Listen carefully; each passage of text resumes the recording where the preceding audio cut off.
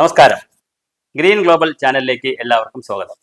ഈ ചാനൽ കാണുകയും പരമാവധി സബ്സ്ക്രൈബ് ചെയ്യുകയും ചെയ്യേണ്ടതാണ്. ഇന്ന് വളരെ വ്യത്യസ്തമായ പുതിയൊരു വിഷയമാണ്. ഇന്നത്തെ പത്രത്തിൽ ഒരു വാർത്ത വന്നിട്ടുണ്ട്. അത് ഇന്നലെയും ചില പത്രങ്ങളിൽ വന്നിരുന്നു. അപ്പോൾ ഇന്നലെ ഇന്നുമായി വിവിധ മാധ്യമങ്ങളിൽ വന്നിരുന്ന പത്രമാണ്. ഒരു വാർത്തയാണ്. കാലിഫോർണിയ കേന്ദ്രമായിട്ടുള്ള ഫോഡോസ് എന്ന് പറയുന്ന ഒരു സംഘടന, അവരൊരു NGO സംഘടനയാണ്. ലോകത്തിലെ ടൂറിസ്റ്റുകളെ ഏതെല്ലാം രാജ്യങ്ങൾ ആരെല്ലാം സന്ദർശിക്കണമെന്നൊക്കെ ഉള്ള സംബന്ധിച്ചൊക്കെ ഉള്ള ചില സൂചകങ്ങൾ നൽകുന്നതാണ്.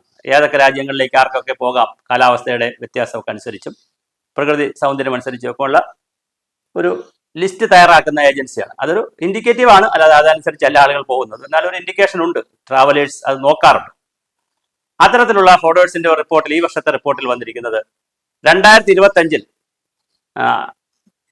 പൊക്കൂടാത്ത അല്ലെങ്കിൽ സന്ദർശിച്ചുകൂടാത്ത ചില സ്ഥലങ്ങളുടെ ലിസ്റ്റ് വന്നിട്ടുണ്ട്. അത് നോ ലിസ്റ്റ് 2025 എന്നാണ് പറയുന്നത്.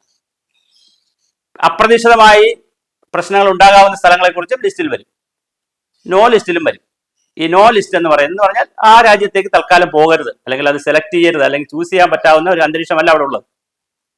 ആ നോ ലിസ്റ്റ് 2025 2025 കേരളവും വന്നുകൂടിയിട്ടുണ്ട്. ഗോഡ്സ് ഓൺ കൺട്രി, ദൈവത്തിന്റെ സ്വന്തം നാടെന്ന് നമ്മൾ ടൂറിസ്റ്റ് പരസ്യം ചെയ്ത് ലോകത്തിൽ എല്ലാവരും ഇവിടെ എത്തിച്ചിരുന്ന ഒരു ഭൂപ്രദേശമാണ്.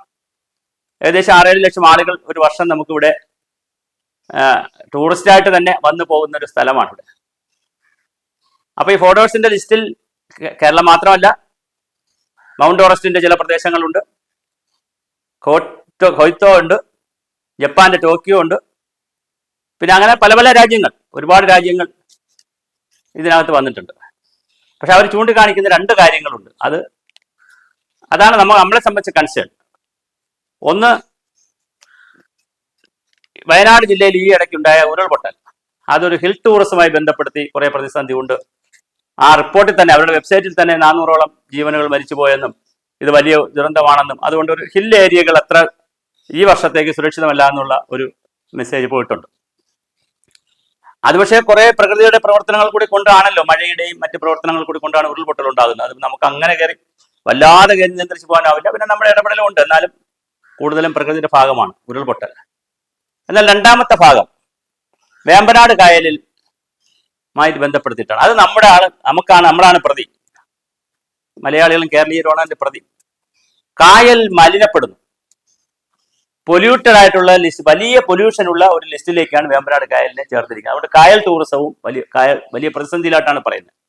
ശരിക്കും പറഞ്ഞാൽ കായൽ ടൂറിസം ആലപ്പുഴ ആയാലും വേമ്പനാട് ആയാലും അഷ്ടമുടി ആയാലും പരവൂർക്കായാലും നമ്മുടെ കായൽ ടൂറിസം എന്ന് പറയുന്നത് വലിയ സാധ്യതയുള്ളൊരു പ്രദേശമാണ്. പ്രത്യേകിച്ച് വിദേശികളൊക്കെ വരാൻ, ബോട്ട് ഹൗസിലൊക്കെ പോകാൻ വലിയ സാമ്പത്തികം കിട്ടുന്ന ഒരു മേഖലയാണ്. അത് ഗുരുതരമായ ഭീഷണി വരുന്നത് നല്ലതല്ല.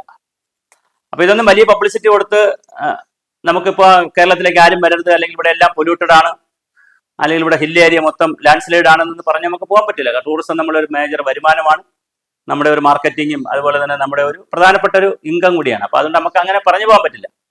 പക്ഷെ നമുക്ക് തീർച്ചയായിട്ടും നമ്മുടെ പരിസരങ്ങളും നമ്മുടെ കായലുകളും നദീസ്രോതസ്സുകളും വളരെ ശുദ്ധമായി നമുക്ക് സൂക്ഷിച്ചാൽ ലോകത്തിലെ ഏറ്റവും കൂടുതൽ ആളുകൾ ഇവിടെ ആകർഷിക്കാൻ കഴിയും.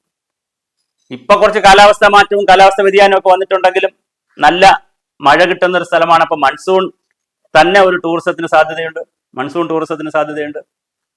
അതുപോലെ തന്നെ നല്ല സ്പിരിച്വൽ ടൂറിസത്തിന് സാധ്യതയുള്ള പ്രദേശമാണ് നമ്മുടെ ശബരിമല, ഗുരുവായൂർ, അതുപോലെ തന്നെ പള്ളികൾ, അമ്പലങ്ങൾ, ധാരാളമായി സ്പിരിച്വൽ ടൂറിസത്തിന് സാധ്യതയുള്ള ഒരു പ്രദേശമാണ്.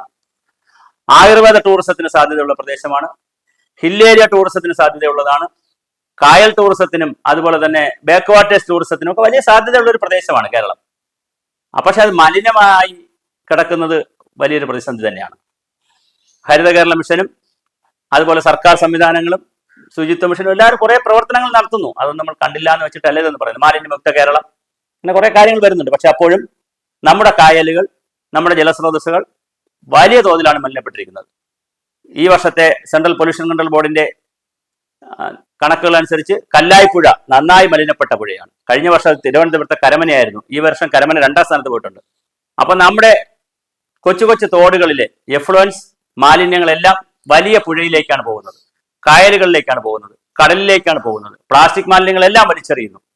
ആ തരത്തിലുള്ള വലിയൊരു സംസ്കാരം ശൂന്യതയാണ് നമ്മൾ കാണിക്കുന്നത്. തീർച്ചയായിട്ടും നമ്മുടെ ജലസ്രോതസ്സുകൾ മലിനരഹിതമായി സൂക്ഷിച്ചാൽ, നമ്മളെ കായലുകൾ വളരെ മനോഹരമായി സൂക്ഷിച്ചാൽ, അത് വെള്ളായണി കായൽ മുതൽ വയനാട് പൂക്കോട് കായൽ മുതൽ തുടങ്ങി എല്ലാ കായലുകളും, വെമ്പനാടായാലും അഷ്ടമുടിയായാലും, ഞാൻ നേരത്തെ സൂചിപ്പിച്ച ഏതു കായലായാലും അത് വളരെ മനോഹരമായി സൂക്ഷിച്ചാൽ വലിയ സാധ്യതയാണ് നമുക്ക് ടൂറിസം മേഖലയിലുള്ളത്.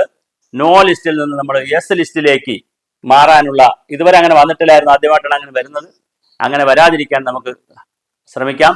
ഓവർ ടൂറിസവും ഓവർ ക്രൗഡഡും പ്രശ്നമാണ്. അപ്പൊ അതുകൊണ്ട് നമുക്ക് സീസണലായിട്ട് ആളുകളെ ഓരോ സീസണുകളിലായി വ്യത്യസ്ത വിഷയങ്ങൾ അവതരിപ്പിച്ചുകൊണ്ട് നമ്മൾ ടൂറിസ്റ്റുകളെ അട്രാക്ട് ചെയ്യുന്ന രീതിയിലേക്ക്, അല്ലാതെ ഒരു സീസണിൽ തന്നെ മുഴുവൻ ടൂറിസ്റ്റുകളും വരുമ്പോഴാണല്ലോ ഈ കച്ചത്തവിയൊക്കെ ഉണ്ടാകുന്നത്, അപ്പം ഈ ബുദ്ധിമുട്ടൊക്കെ വരുന്നത്.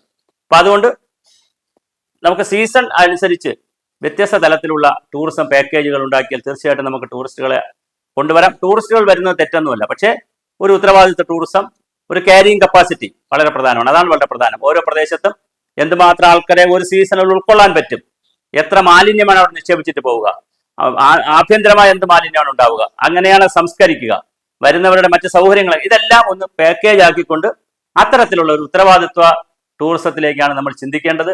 ഒരു പരിസ്ഥിതി സൗഹൃദ ടൂറിസത്തെ കുറിച്ചാണ് നാം ആലോചിക്കേണ്ടത്. തീർച്ചയായിട്ടും ഈ എസ് ലിസ്റ്റിൽ ആണ് നമ്മൾ വരേണ്ടത്. നോ ലിസ്റ്റിൽ വന്നത് ഒരു നല്ല സിംറ്റമല്ല. നമ്മൾ അന്താരാഷ്ട്ര തലത്തിൽ കേരളത്തിനെ സന്ദർശിക്കണമെന്ന് ആഗ്രഹിക്കുന്നവർ ഈ വെബ്സൈറ്റിലൊക്കെ കയറി നോക്കുകയോ, അല്ലെങ്കിൽ അവർ ഈ കാണുന്ന വാർത്തകളും പത്രവാർത്തകളും ഒക്കെ നോക്കുമ്പോൾ ഇങ്ങനെ ഒരു സ്റ്റേറ്റിലേക്ക് പോകണോ എന്നവർ ഒന്നുകൂടി ആശങ്കപ്പെടും. അവർ ചിലപ്പോൾ ഒരു തീരുമാനം മാറ്റിവെക്കും, പിന്നെ പോകാമെന്ന്. അതുകൊണ്ട് തീർച്ചയായിട്ടും നമ്മുടെ ഭൂമിയെ, കേരളത്തെ വളരെ മനോഹരമായി നമുക്ക് സൂക്ഷിക്കാം, പരിസ്ഥിതി സൗഹൃദമായി തന്നെ സൂക്ഷിക്കാം. നമ്മുടെ ക്യാരിയിങ് കപ്പാസിറ്റി എത്ര എന്ന് ഓരോ പ്രദേശത്തിനെ നമുക്ക് നിശ്ചയിക്കാം. അതിനനുസരിച്ചുള്ള ഓരോ സീസണുകളിൽ ആക്കി നമുക്ക് ടൂറിസം പാക്കേജിനെ വളരെ പ്രൊഫഷണലാക്കി മാറ്റാം. ആ തരത്തിൽ നമുക്ക് നോ ലിസ്റ്റ് എന്ന് പറയുന്നതിനെ ഒരു എസ് ലിസ്റ്റിലേക്ക് തന്നെ കൊണ്ടുപോകാം. നമുക്ക് ടൂറിസവും വേണം. നമ്മുടെ ജലസ്രോതസ്സുകളും മലകളും കുന്നുകളും താഴ്വരകളും നദികളും വയലുകളും എല്ലാം നമ്മുടെ പ്രകൃതി സമ്പന്നത്തെല്ലാം അതുപോലെ നമുക്ക് പരമാവധി നിലനിർത്താൻ കഴിയണം. വികസനവും വേണം, ടൂറിസവും വേണം. ഇത് എങ്ങനെ ചെയ്യാൻ പറ്റും എന്നുള്ളതിനെ സംബന്ധിച്ചാണ് നമ്മൾ ഗൗരവമായി ആലോചിക്കേണ്ടത്.